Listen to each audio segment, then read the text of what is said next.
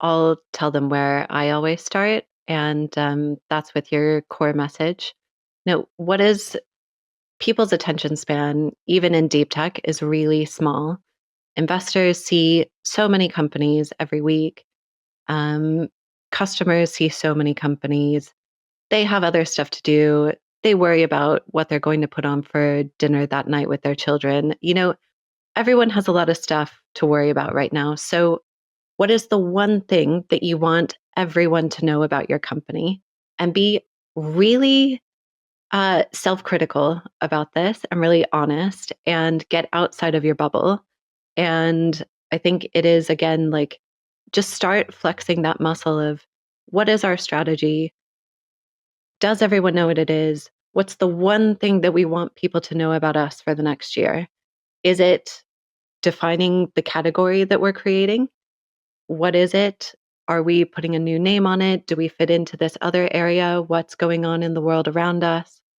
What's that one thing? And then build from there.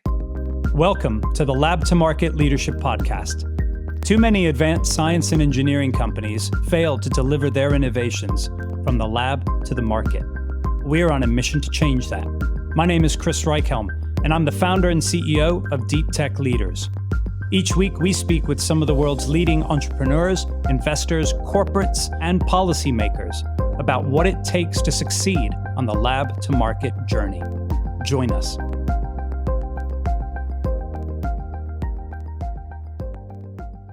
"55% of all deep tech companies will fail by their 5th birthday.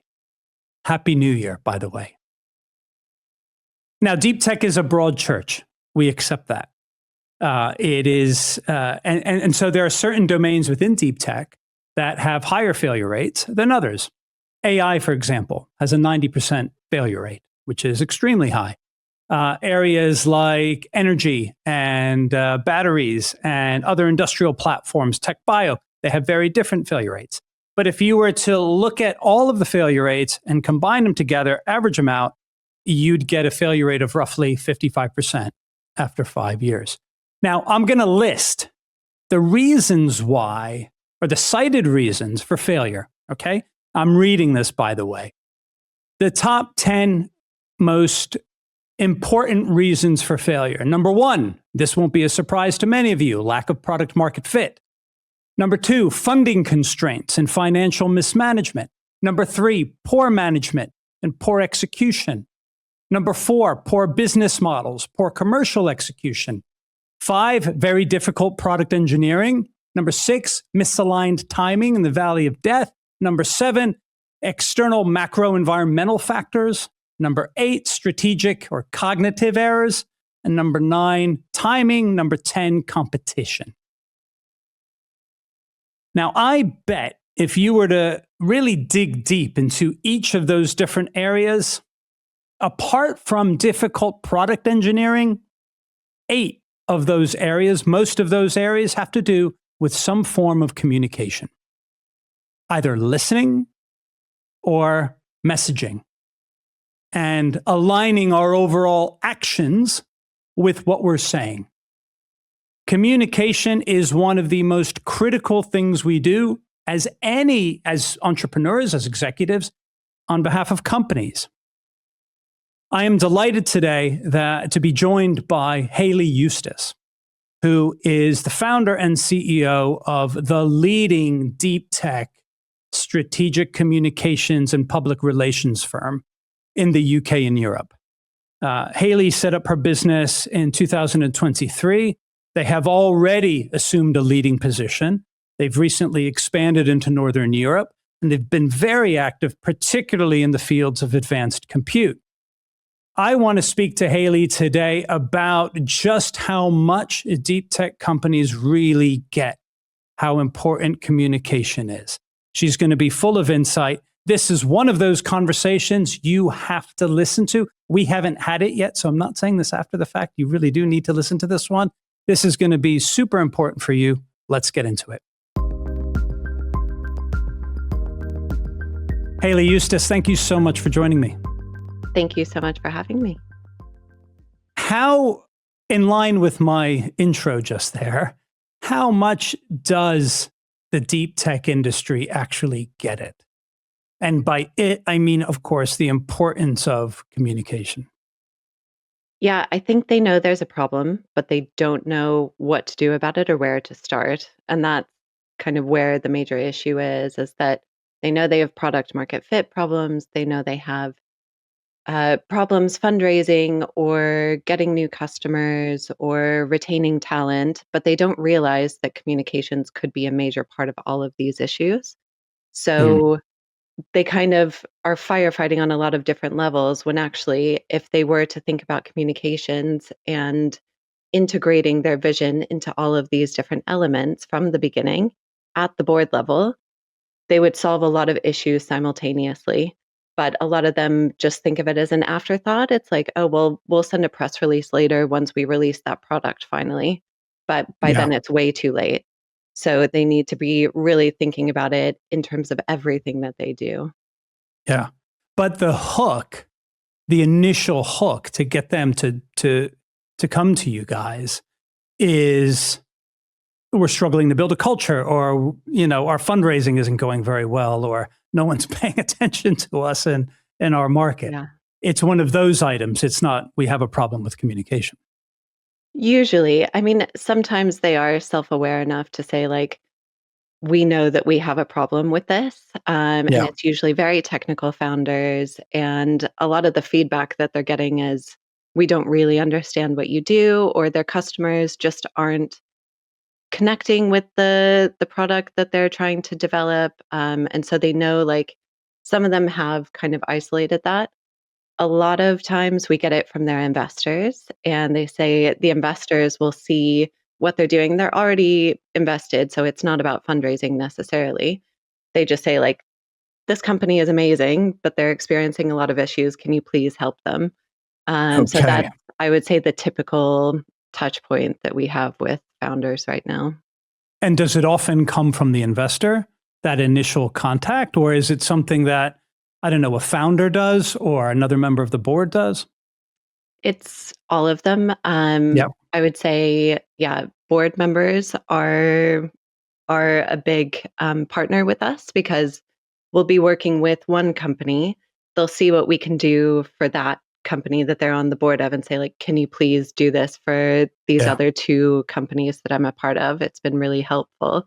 And because they're at that strategic board level, they see that broader picture and they see all of the issues that good communications can solve and how it links together. So I think that's actually a really good example of, like, this does work. It is important. Yes. Um, and same with investors, they see a lot of companies and they've seen what works and what doesn't. And the ones with good communications usually do better. Yeah. So when, kind of walk me through the process a little bit. When, and ultimately you're dealing with startups here, scale ups, and I'm assuming most of the time the founders are still in place. Yeah. Okay. And what do they think they're getting when they first meet you? What do they think this is going to be about? Yeah. I think most of them think it's, yeah, a couple of nice media placements, maybe a little bit of LinkedIn posting, and that's about it. But it's so much more than that. It Yeah. is really going back to the strategy and saying, where do you want to be in 2 years or 5 years? How much money do you want to raise? Who are the kind of customers you want? What are the kind of people that you need to hire in order to get there? Mhm. Um, what's the story that you want to tell over those 5 years? Because deep tech works on a totally different time scale. So you need to think in those years and kind of like different eras of the company. So we usually start working with founders around the seed or Series A stage. And at that point, they're trying to get their first real customers. They've figured out what their technology is. They're starting to get that product market fit. And it's like, well, for this era of our company, what do we want to be known for? And sometimes they're developing a new category. So that first step is Yeah. actually just getting people to know, what is it we're even developing. Deep tech is always at the frontier of tech development, of the market. And sometimes people haven't even heard of what they're working on. So step Yeah. one could even be just defining what this technology is and getting people talking about it. And then step two is talking about why do they need it. And it's not a single press article that's going to do that. You have to really put in that work consistently and think really hard about who are the people and the audiences that you need to reach first. The I'm knowing some of these founders, having worked with many of them, I am guessing that many of them find this kind of work somewhat difficult, somewhat challenging. And I'd love your take on that. Especially given that most founders are technical, most have advanced degrees, generally PhDs, and they're so steeped in their particular area, and they're accustomed to dealing with individuals who speak a similar language, and to somehow try to make sense of this and articulate this in a way so that the world can understand it, or at least larger pockets of the world, is likely to be a challenge for them. And I wonder how much of that is a challenge, technically for them. How much of a challenge is that emotionally for them? Can you, shed some light on those things? Yeah, it is really, I think it's the mental reframing that's actually the most difficult part of it for a lot of them. And when we first start working with companies, quite often the scientific founders, they're sort of like the business person, and then there's the scientific person. That's sort of the Yeah. typical setup in a deep tech. And quite often the scientific founder will be completely against hiring someone like us and think like, we don't need this. The science speaks for itself. We'll talk about it once we've delivered it. And once they start seeing some of the benefits that come with it, they become our biggest supporters. Like they totally they see the method and they're able to understand how to use their scientific knowledge to be able to communicate better. And they see the Mm, results pretty immediately about, oh, now people understand what I'm talking about. This is so much easier than sending them 500 papers trying to explain what we're trying to do.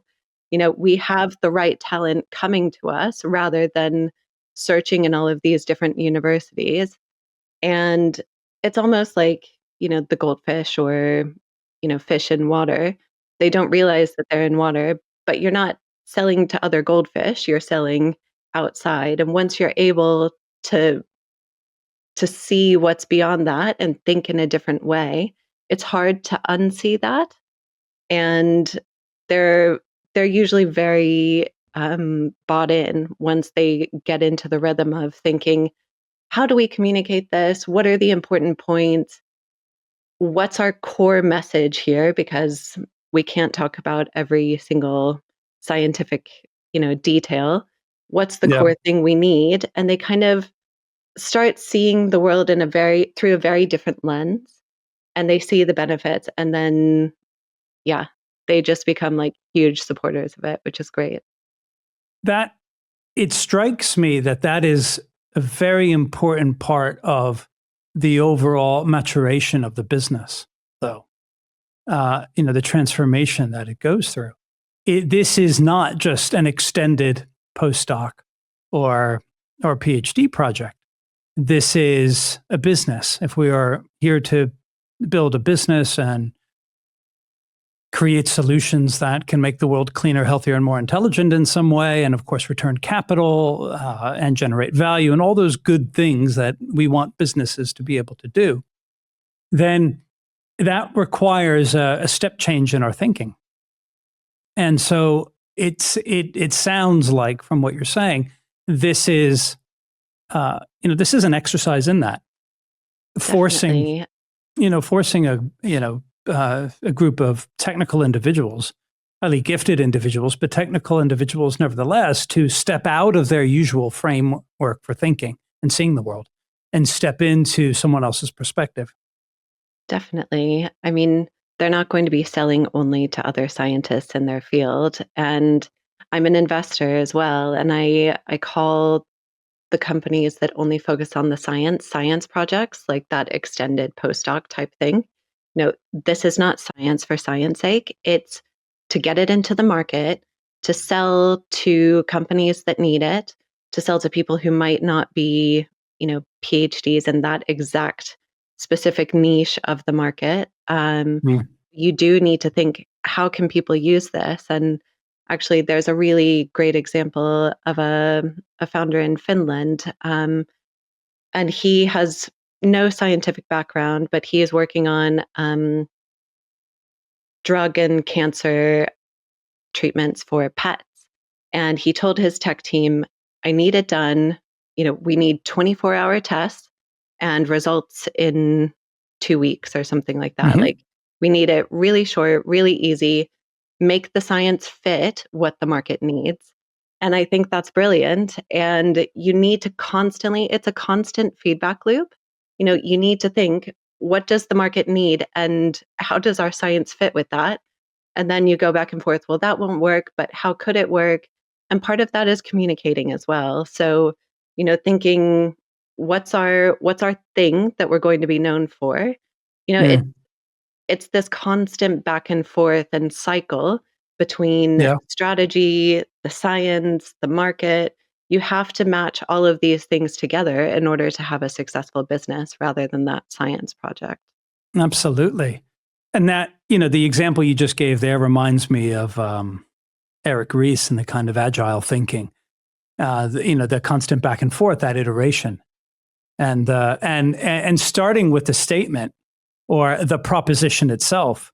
I've listened to the market. We had another guest on our show, Mark, who is out in the southwest of England, and he was developing these green-enabled data center solutions for cooling big data centers, and a novel solution. And he talked about something very, very similar, which was the starting with the statement and then letting the science and the engineering fill that up. Because with the statement, if you've done your work properly, there's product market fit there. And of course, you've got to then kind of work at setting expectations, which is the challenging bit, and I guess which we'll come on to. But it's as opposed to always starting with the science and trying to then meet the market from the perspective, from the starting point of the science. Definitely. I mean, I think scientist founders can kind of fall in love with their science and bringing it into the world and making it the absolute best version that it can possibly be, because they usually are very rigorous and have a lot of integrity and things like that, which is great. But sometimes the market only needs an 80% version of what's possible. And they don't need that extra 20% that'll take you Yep. an extra 5 years to perfect.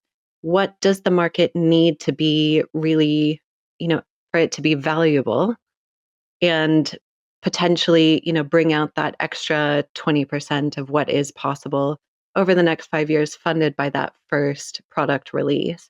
And I think, they can say, like, until it's absolutely perfect, we're not going to do anything and we're not going to release it.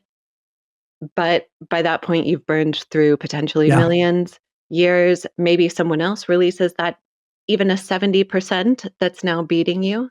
You need to have that dialogue with the world outside of you, and to be really honest with yourself about, like, do people care? Do other people care about this?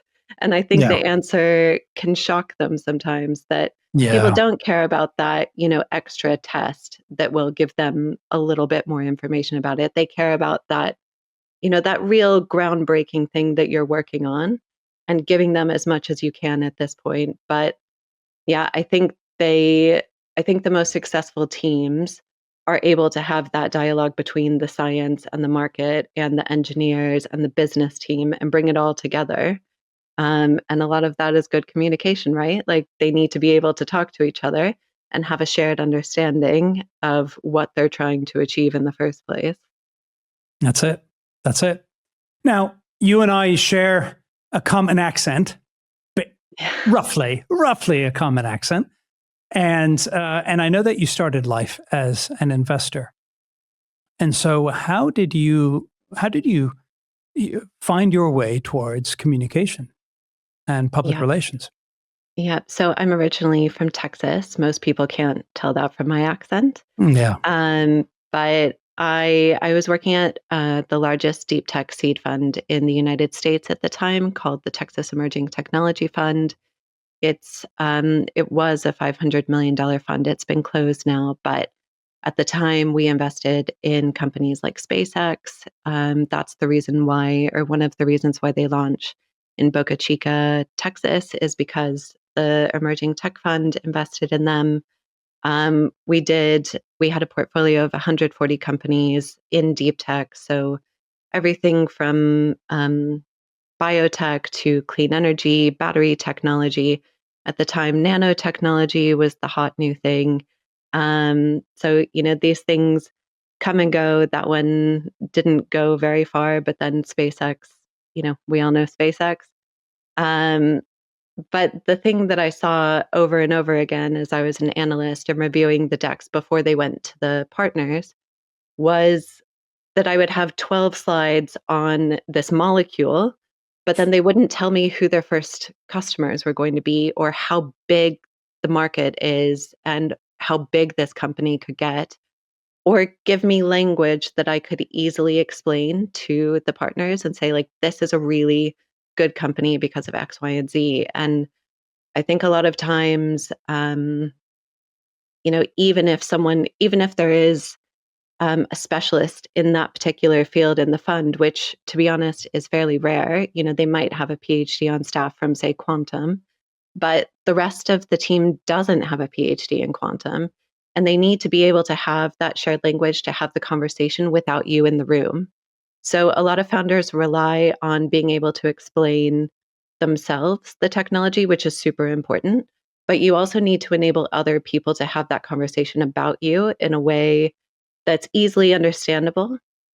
And another thing is that it is sophisticated as well. So, Mm. this isn't the next Facebook or something like that. Like, uh, deep tech isn't for your grandma. It's not for a 5-year-old. I think that's quite often the advice, as well as like, put it into Chat GPT and tell me to explain it to me like I'm a 5-year-old. But that doesn't work either, because then it's too general. Where's your mode? What's the crucial thing I need to know about your business that's going to make sure that you win? So I think there's that balance between being too technical, but also being too general, because then you lose that substance. And deep tech investors do look for that substance. So yeah, you need to be able Yeah, to give very intelligent people the right language to be able to talk that's about right. you. That's right. But then you moved from an analyst looking at these decks thinking, God, these are lousy. I'm bored to tears. And at some point you decided to say, actually, you know what? I need to do something about this, or I need to help in Yeah, this way. definitely. I mean, I think, again, people think that communications is this sort of fluffy afterthought, but Mm. actually, I'm sure that really incredible companies lost millions because they didn't do a good job explaining what they were doing. And I just thought, this is a real issue, and nobody is really thinking about that. I'm the only person I personally know that's gone from investing to communications. There are some people who have gone from comms to investing, which I think Yeah, is interesting, and we'll see more of it. But, you know, communications is really hard to do well. And I think it's not given the respect that it really deserves. And it's a really hard problem to achieve, because you have to understand the science and the business and the strategy really well before you can make it easy. So actually, being able to look at, 100 companies a week, like I used to do at the fund, and say, like, very quickly, what are all of the different things that I'm looking for? Is this a really big market? Is this team really incredible? What's the difference in the science between this and another startup that I'm looking at? And then be able to communicate that really quickly to the investment committee. That's really hard. And I did that over and over. And so using those skills now to help startups to be able to say, this is what investors look for. This is also what the media looks for. Being able to translate some of those scientific stories to the media is also really important. But like that process of saying like, what's the core message that I really need to know? And what are the core bits of information that your audience needs? And being able to translate that very quickly and simply and hit that right balance between technical and easy to understand. That's a process I've developed over 15 years now.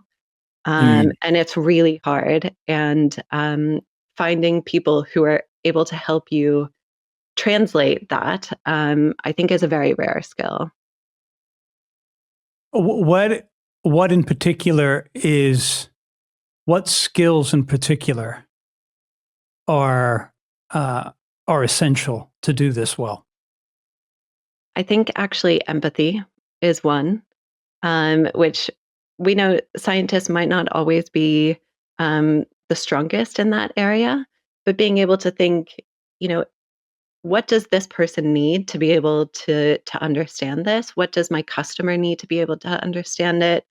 What is their day to day like? What are their pain points? What about this journalist? What do they care about? What can what can we do to help them and achieve our goals as well as to help them achieve their goals? And actually, that's a key part of being able to do this well. And, same for investors, like thinking about they need to return their fund. How can we help them understand how we're their fund returners? Yeah. So that's super crucial. And I think also being able to read a massive amount of information and summarize it very quickly and connect the dots together is really important. You know, like with AI right now, new news comes out every single day. It was sort of like being, on a high-speed train a couple of years ago. It hasn't slowed down that much, but being able to take in that information really quickly, see how we fit into the conversation for some of our clients, that's really hard to do on an ongoing basis, and you have to be um, really quick to assimilate Yes. that outside information and then be able to take still your core message because you're not going to change your company every day and you shouldn't, but being able to take that and say like, how does this message and our mission fit into what's happening outside of us? Yep. On these core messages you've referred to a few times, how how portable are they? So you may have a core message, for example, for investors. How portable is that message for your value chain, your partners and potential customers? And how portable is that message to your team and to any other external stakeholders you're trying to satisfy as well? Do you need different messages depending on your audience? Or do you have a core that is kind of always the same that you can roll out? How does that work? Yeah. So there are different approaches, but my feeling is 100% that you need the same core message. And some people will say, well, that's not possible. How could a single core message impact all of the audiences? But it takes a lot of work to get to that core message that resonates with all of these different audiences. But if you're saying one thing to an investor and then, your team meets them at an event or, you know, it's a long-term relationship. They're going to meet them at board meetings or whatever, and they have two completely different understandings of what your company is. That's not a good recipe for success. Everyone needs to have the shared understanding of what you do, why you're doing it, so that they can all work together. If it's all separate, I don't think it works very well. So you can go into different, areas of interest. They're not all going to be interested in the same bits, but they have to have the same shared understanding and language about what the company is doing. And then from there, it's kind of like a foundation. They all need to have the same foundation, but then they can go into different rooms of the same house. Yeah. Yeah. The You mentioned the example you just raised there. If an investor's getting or potential customer partners getting very different messages from, depending on who they speak to. That can be a problem, and I'm smiling in recognition of that. I've had that before, and so I wonder to an extent whether you find there's any kind of correlation between age or maturity or even culture, or whether it's a male versus female, whether there are any other kinds of features or elements that impact someone's ability to do this well. As you're speaking, what's occurring to me is the amount of discipline you need to stay on message. Yeah. I recall this, watching old episodes of The West Wing, back when we had hope in American politics. Yeah. and you'd get some of the characters, always saying, stay on message. Here's our message. We're staying on message. And you know how important that is to run governments. It's also very important to run companies. We have to stay on message. That requires a huge amount of discipline and kind of self-control. And I wonder whether you see, what observations you have in startup world, even in deep tech companies, regarding some of those elements. Yeah. Actually, so when I was working at the Texas Emerging Technology Fund, that was part of the governor's office of Texas. It was a sort of like the sovereign wealth fund of Texas. And the messaging was incredibly important. And if we talked to journalists outside of anything that they were supervising, that was immediate firing, immediate. And Wow. I don't recommend anything that drastic necessarily, but it is to be taken very seriously. And I think some founders are like, oh, we just say whatever comes into our heads. And, I think there's a balance to have between being spontaneous and natural and no discipline. And, going back to your previous question about, are there any trends or characteristics I see? And I would say no. The only thing is mindset and respect for communications as a tool. So seeing it as an integral part of the company and how it can help them, and giving it the importance and prominence and daily attention that it needs, that's the only thing that separates a successful founder from a non-successful founder in this. And yeah, discipline is so crucial. Okay. Making sure that everyone is marching to the same drum is very, very important. So you don't see any observable difference, let's say, between certain cultures, and let me call it out. Are Americans better at this stuff naturally because, for whatever reason we may be, are Americans naturally better at some of this stuff than, let's say, Europeans or Asians? Or is everyone are you saying everyone, from what you've observed, is roughly similar-ish? What matters is discipline and practice and respecting what you're doing.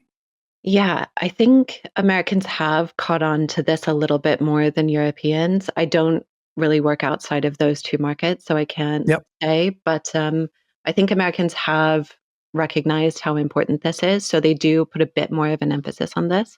So I actually ran a poll a while ago asking American founders versus European founders how much of their budget they allocate to communications. And interestingly, the American founders committed a lot more of their budget. So they committed over 20% to marketing, branding, website, PR, like the whole thing.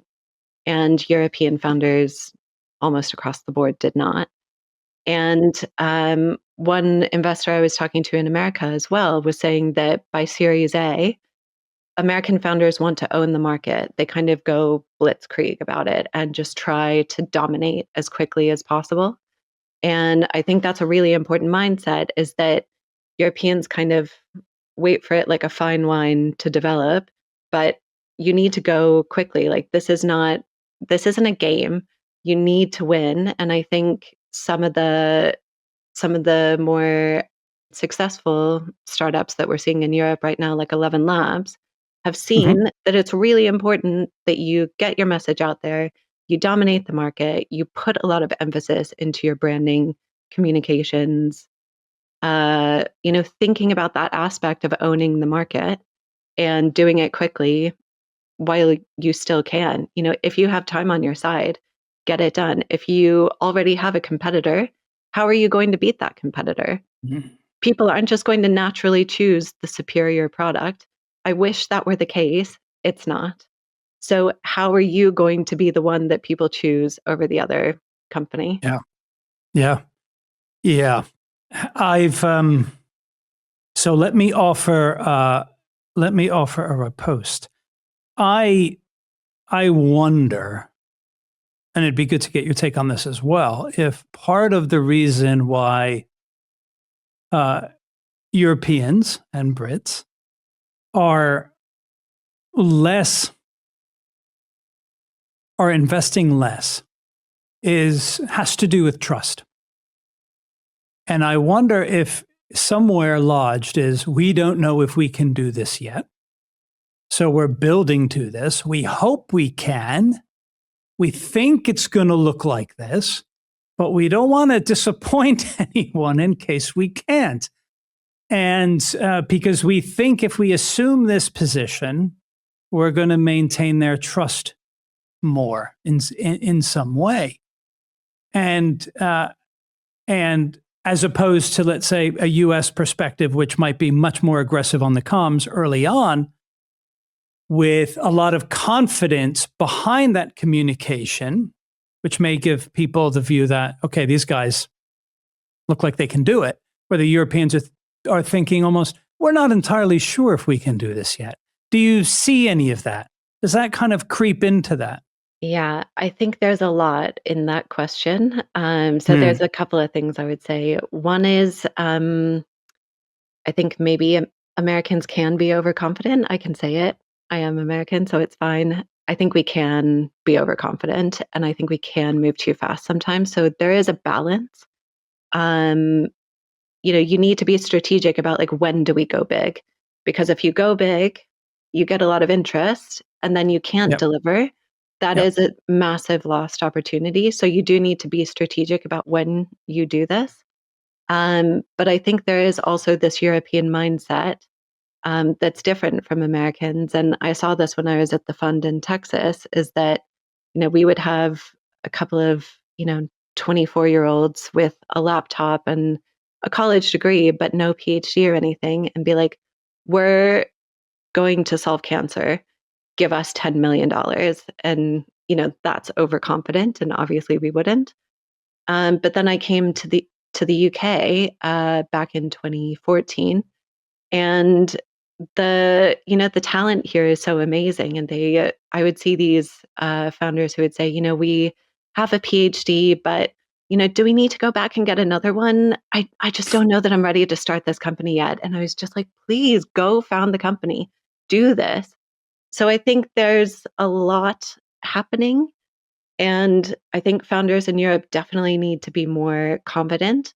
I think they need to play to win, and communications is hugely part of that. And I think there Mhm. is this, it's so different now than it was 10 years ago when I first came, but there's still a little ways to go about like being Yeah. aggressive. How quickly can we move? I think the market is just a bit slower here.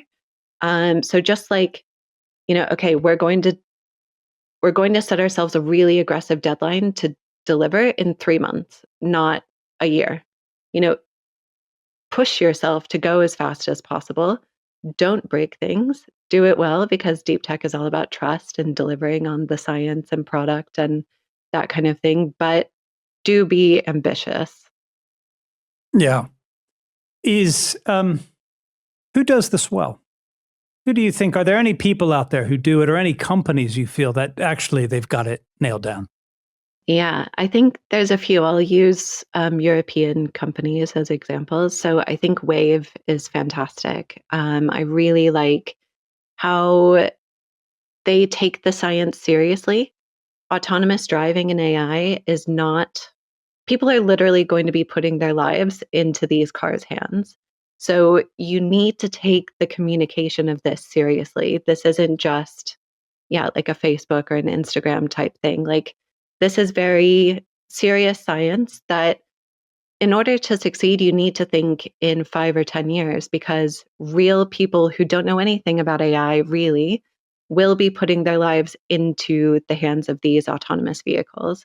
So I think Wave has, it's very clear in their communications that they have that long term view, and that they bring along the key opinion leaders with them, and that they're also attracting really good talent. So they just raised 1 billion from SoftBank and Nvidia and, really big investors. So they're also clearly telling that story well to investors. But I think they have that long term view that this is not just a science project. We are going to be interacting with a lot of different people, and they're taking the science very seriously and taking the time to explain it very well. I would say Nvidia is another one that I just love their communications. I've been following them for the past, I don't know, 8 years, probably very closely. And when I was in house at a startup in Cambridge, an AI startup, we were part of their inception program. And they approached communications in that very strategic way that it runs through everything that they do. Communications is strategy, is product, is the team, is the technology, everything. And it just works so well. And so when we were part of that program, that was clearly a very deliberate play on the part of NVIDIA as a whole company to say that we're going to own the AI sector. We know that the startups of today are the customers of tomorrow. How do we get them integrated into the NVIDIA ecosystem? How do we hear that two-way communication? Like, I had our Inception program leaders, I had his phone number and we talked on a regular basis.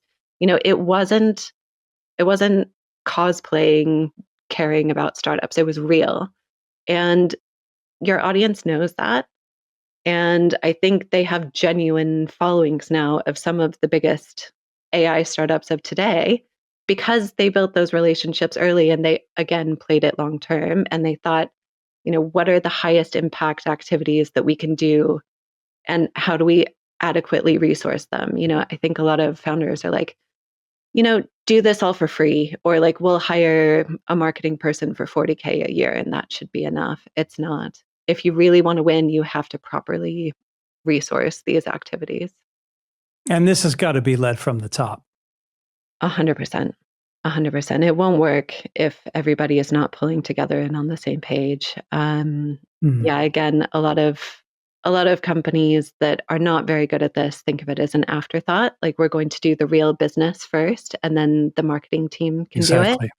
But you need to have trusted advisors and people who understand how it all works together, working with you at that early stage to be able to say, like, this is where we need to go. Where do we want to be in 3 years with our customers? What does the product look like in 3 years? How are we going to make sure that the right people know about it in the right amount of time? What's the hiring plan, and how are we going to reach those people, and how do we make use of them to reaching those goals that we've planned in 3 years? All of these things happen at the board and CEO level, and it doesn't just happen by itself. It takes a lot of work and a lot of attention to do it right. But it's the difference between succeeding, as you said at the beginning, and not. Yeah. It strikes me as fundamental. Well, we know it's fundamental for trust building. Communication is, and aligning actions with communication and communication with actions is how you build trust. If you're stating one thing and doing another, that's when you destroy trust. And I think the reason for the high failure rates, even just the high failure rates for normal tech companies are like 90%, 5 years, they're done. 90%, 5 years. And I believe so much of that, and probably across all business, is because of that fundamental misalignment between what someone is hearing and what they're seeing, or rather, if we reverse it, what someone is saying and what they're doing. And for deep tech in particular, that is just so, we're trying to do in deep tech, we're naturally trying to do the most difficult things that can be done from a technology or an engineering perspective in the world. And so that communication piece is fundamental. Definitely. Yeah. And I think again, it's that feedback loop. You know, Yeah. the more you flex that muscle, the easier it becomes. And everyone just kind of gets used to thinking about, we're setting these technical goals, but what does that mean for the product? Have we talked to our lead customer about this? What do they think? Does it matter? Do they need a different timeline? Um, how are we going to get our tech team bought into this? They loved that other Mm. product. Now we're changing strategy. How do we get them to see how crucial this new piece of the puzzle is? All of these things go together. And so I always see it as this like little loop between communications and strategy. The act of articulating the strategy is communicating, but that helps you see the holes in it. Then once you set the strategy, how do we communicate this? And then you see the holes again. And it's this, yeah, it's Yeah. that feedback loop and that muscle that it becomes second nature. And the founders, again, you asked me like what makes a successful founder. And those founders that see that as absolutely second nature and part of their daily life and mindset, those are the ones that are really, really successful. So it strikes me listening to you that your job can be a very personal one too. Uh, my job is similar. I think anyone who works in search is, and we're on the face of it. You build boards and leadership teams for companies. Okay, that's a project, and all right, we got someone in, and how personal is it really going to get? But in the discussions that we have, at some point, someone or a number of people have to acknowledge that the way they're doing things right now isn't working. And at some basic level, I'm not good enough here. And we have to get someone new. Now, maybe it's not to do with my job, or maybe but let's say I'm running a company and, okay, the guy or the gal that I chose to run this project over here, that's not working. And now we need to get someone new. And so there's got to be this openness, and I think this vulnerability to acknowledging that I'm not perfect. I can't do it all. I have to learn new stuff. And these are some of the things that we face and, that I see in my job. And interestingly, the young founders see me as too old. I'm the man, in that old 60s way. The older, more experienced individuals are the ones that I form the bonds with these days. The younger ones tend to be a little bit more of a challenge for me. But I wonder if you experience something of a similar nature. These jobs, and I think, the top level recruitment can be, and this strikes me as very similar. These can be very personal. And you've got to, you may have to act as a sounding board. You may have to question certain things. You may have to work on things together. Do you find that? So much, so much. Mm. And yeah, again, I think empathy is a huge part of this. As like, I think communications can be really scary, actually. Going live on the BBC is a terrifying experience. Yeah. So Yeah. how do you make sure that the founder feels confident, has the tools that they need to do that? Or, going in front of an investment committee or something like that, pitching in front of a huge audience. These are all really scary things. And I can't tell you how many times I've had conversations with really incredibly intelligent, experts in their field. And they say, like, I just don't feel like I'm good enough to talk about this. I feel like I don't do this well or that well.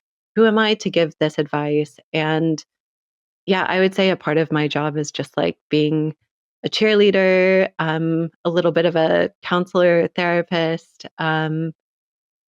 being a sounding board and a safe space for those people. I think I'm particularly helpful with being a support to the CEO when they're trying to communicate things to their board as well, because I'm that high level advisor, but I'm also not on their board. So I think that can be a really nice safe space for them to explore new ideas and how to communicate it to their board.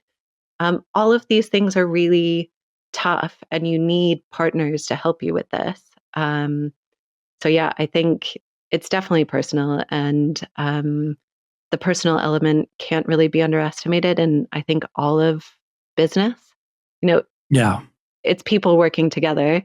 I know some people wish it was just all AI agents, working together at this point, but I Maybe don't that's think it. that's going to change. No. I agree with you. I agree with you. It is still about people and getting people to do stuff, and and working together to bring about some, again, a nicer place for us all to live in. And what's wonderful about working in deep tech is that generally people are working to make the world genuinely cleaner, healthier, and more intelligent in some way.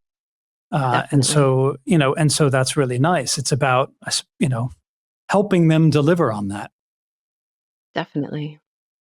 Short of working with Complicated, which, by the way, all deep tech companies across the UK and Europe should do.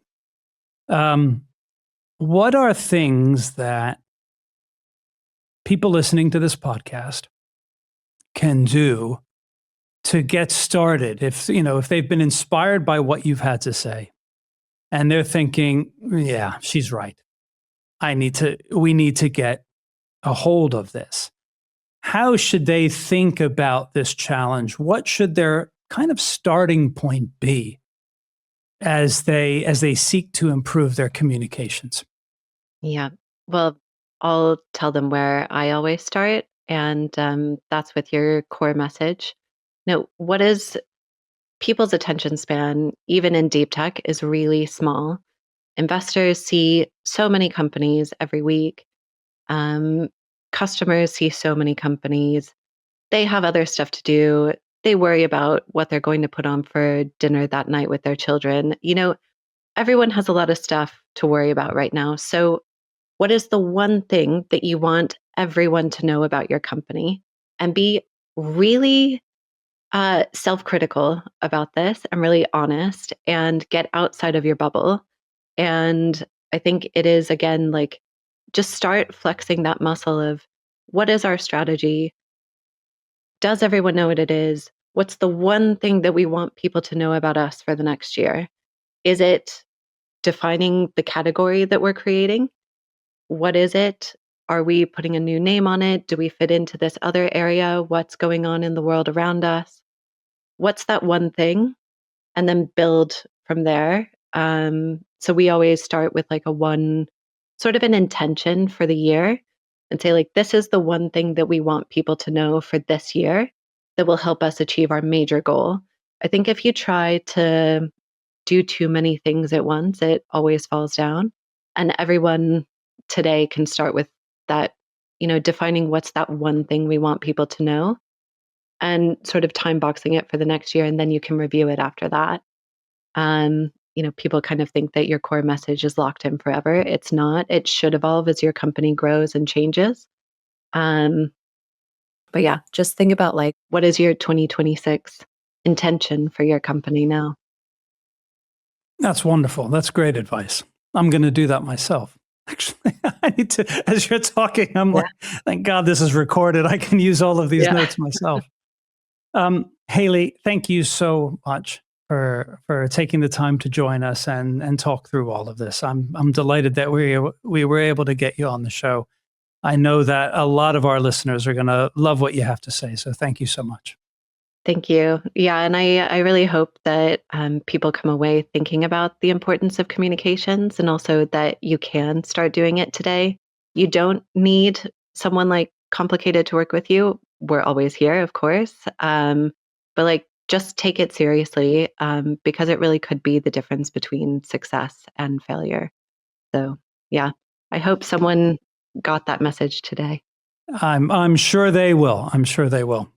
Thank you so much again. Thank you. You've been listening to the Lab to Market Leadership Podcast, brought to you by Deep Tech Leaders. This podcast has been produced by Bauhaus. You can find out more about us on LinkedIn, Spotify, Apple, or wherever you get your podcasts.